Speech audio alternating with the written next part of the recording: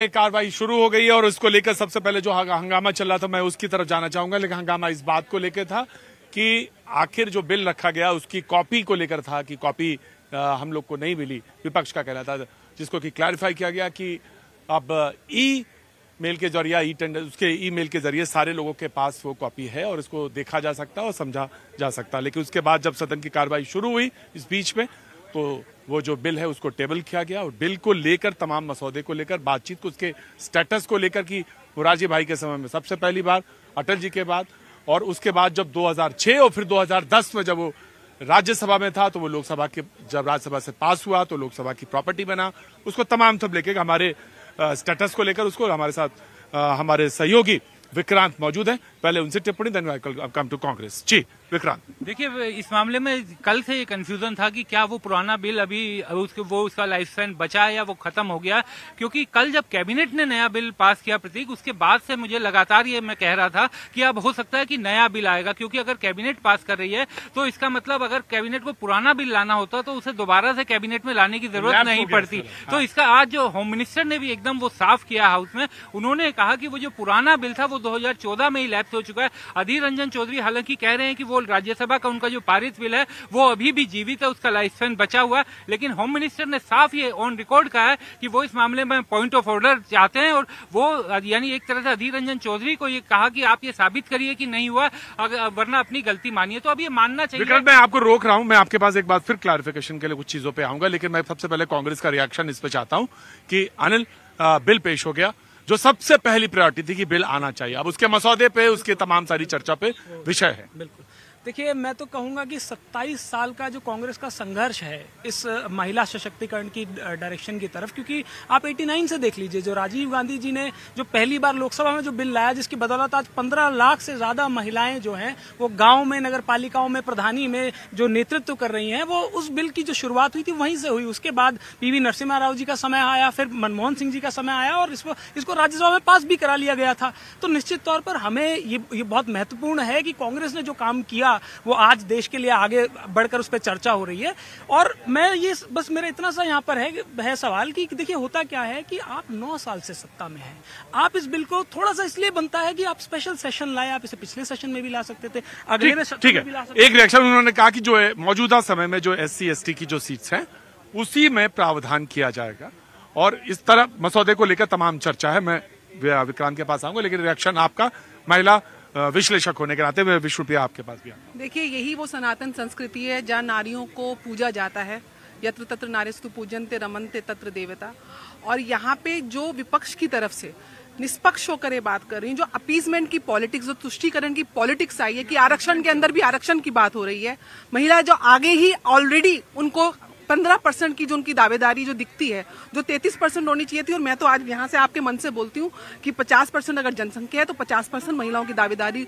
बहन मायावती जी ने यही बात कही है। बिल्कुल, मैं उस बात का समर्थन करती हूँ, लेकिन दूसरी तरफ ये बात भी सोचने की बात है कि जो कोटे के अंदर कोटे की बात हो रही है कि उसके अंदर भी आप OBC देख रहे हैं। महिला को हर जगह सशक्त होने की आवश्यकता है, उसका प्रमाण भारत की महिलाओं ने हर क्षेत्र में, क्योंकि बड़ी बड़ी बातें करनी थी हमारी बहन। मैं बस इतना बताना चाहता हूँ कि ये तो भी छोड़ दीजिए, आप सिर्फ नॉर्मल बिल की बात करेंगे तो योगी आदित्यनाथ जी ने 2010 में स्टेटमेंट जारी किया था कि भाई हम इसके फेवर में नहीं है, हमसे डिस्कशन नहीं हुआ है। तो आप आज स्थिति सनातन की और योगी जी की ये स्पष्ट करिए कि वो आज फेवर में आ रहा है। मैं इसके बाद बिहार समाजवादी पार्टी का वेरी क्विक रिएक्शन चाह रहा हूं कि आपको जो अभी थोड़ा बहुत मसौदा मिला उसके हिसाब से जो बातचीत हुई है, सदन के अंदर की बात कर रहा हूँ, बाकी तो आपके पास मौजूद है, उसको पढ़ के आप देख सकते हैं।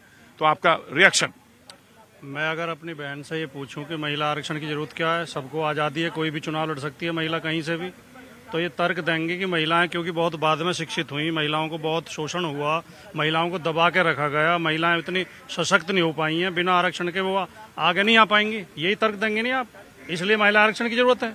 तो यही तर्क आपको OBC के बारे में, SC के बारे में क्यों नहीं उचित लगता? ये अपने अंदर इतनी नफरत इन वर्गों से क्यों रखते हो आप उन्हें सशक्त क्यों नहीं करना चाहते? देखिए, आप बताते प्रतीक भाई, जो जीता वो सिकंदर।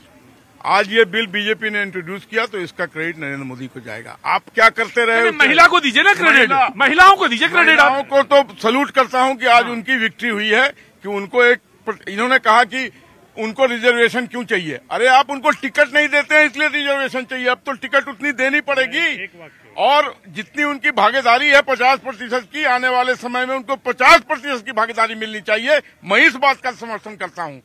जी, मुझे केवल एक बात का जवाब दे दें, आप महिलाओं को आरक्षण देने की जरूरत क्यों है?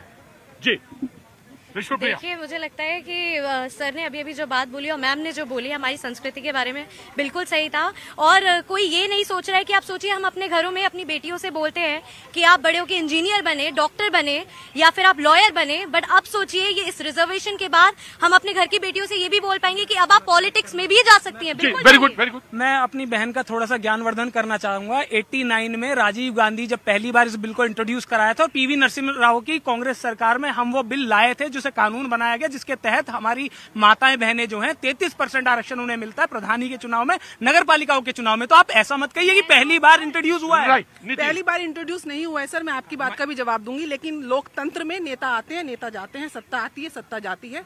यहाँ पे लोकतंत्र, राष्ट्रहित और सबके हित की बात होनी चाहिए। ओबीसी की नहीं, आप लोगों के साथ प्रॉब्लम क्या है? आपको हर चीज में श्रेय लेना है। अगर वहाँ पे चंद्रयान भी गिरता है तो उसमें वहाँ पे आपको पंडित जवाहरलाल नेहरू का पॉइंट, मेरी बात रखने दीजिए सर। यही तो महिलाओं को सम्मान क्या देने की आवश्यकता है कि जब एक बहन बोल रही है तो भाई मेरा चुप रहे और मुझे वो जगह दे। यहाँ पे सोचने की आवश्यकता है कि जब से आप महिलाओं की सुविधाओं के लिए, मैं आपसे बात करती हूँ, अगर आरक्षण से पहले आप महिलाओं को बेसिक सुविधा, आपके भी घर में माँ है, बहन है, आपने उनके शौचालय के लिए 1947 से नहीं सोचा। देश की आखिरी महिला, आखिरी गाँव में भी जो महिला है आज उसके लिए शौचालय बना है। आज वो जो आग से लेके भट्टी में अपना चूल्हा फूकती थी, उज्ज्वला योजना से उसको गैस मिली है। आज हर नल से पानी मिला है।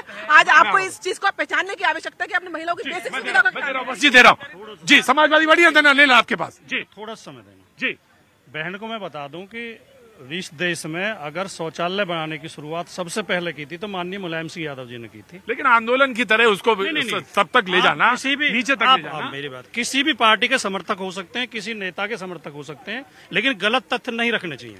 दूसरी बात, ऐसे कह के पेश किया जाता है कि मुलायम सिंह यादव या समाजवादी पार्टी या ये जो समाजवादी और भी दल हैं ये महिला आरक्षण के विरोधी हैं। हम शुरू से कहते रहे हम समर्थक हैं, 33 के बजाय 50% दो। लेकिन हमारे केवल इतना ही कहना है कि अगर पिछड़े दलित जो पीडीए को आप अगर उनके साथ अन्याय करोगे, उन्हें भी तो हिस्सेदारी दो। जी, देखिए, जो कांग्रेस के सहयोगी दल थे उन्होंने ही रोका था इस बिल को लोकसभा में। राजद ने रोका था, समाजवादी पार्टी ने रोका था। ये सब ऑन रिकॉर्ड है कि ये अगेंस्ट थे इस बिल के।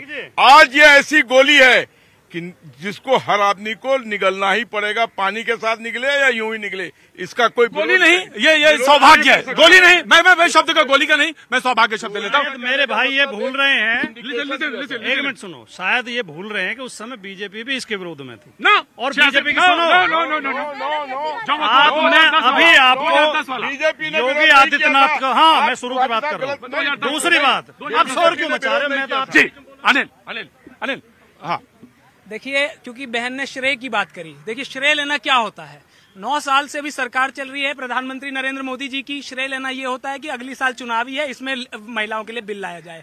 राहुल गांधी जी ने 2018 में चिट्ठी लिखी, उससे पहले सोनिया जी ने लिखी। हम लगातार मांग कर रहे हैं। हमारे मन में राजनीति नहीं थी, हम तो जब से भारतीय जनता पार्टी आई है बड़े बहुमत के साथ आई है, हम तभी से लगातार उम्मीद कर रहे हैं कि महिलाओं के लिए कुछ काम होगा। लेकिन 9वें साल में, क्योंकि अगले साल आपको चुनाव में जाना है, तब आप इस बिल को लाते हैं और उस पर भी आप ये कहते हैं कि नहीं सिर्फ और सिर्फ नरेंद्र मोदी की बात होगी। तो मुझे इस बात से आपत्ति है। आप महिलाओं का इस्तेमाल राजनीति के लिए नहीं कर सकते और ये हम नहीं होने देंगे। जी, लड़की हूँ, मैं लड़ सकती हूँ। कर्नाटक में प्रियंका जी का नारा था कि 40% आरक्षण करेंगे। कर्नाटक में आज के दिन कैबिनेट में केवल एक महिला मंत्री है। तो आपने यूपी में कितनी है? यूपी में एक भी नहीं है। यूपी में एक भी नहीं है। कर्नाटक, यूपी में आप लोग 3 तलाक के अगेंस्ट से 3 तलाक को लेके मुस्लिम महिलाओं को जो आजादी दिलाई है, क्या आपने इसके बारे में नहीं सोचा? आप तुष्टीकरण की राजनीति कर केवल धर्म के नाम पे बांटते हैं। और आज भी आज 80% जो यहाँ के सनातन प्रेमी हैं, आप उनको आघात करते हैं, उन्मूलन की बात करते हैं। जी, मैं सीधे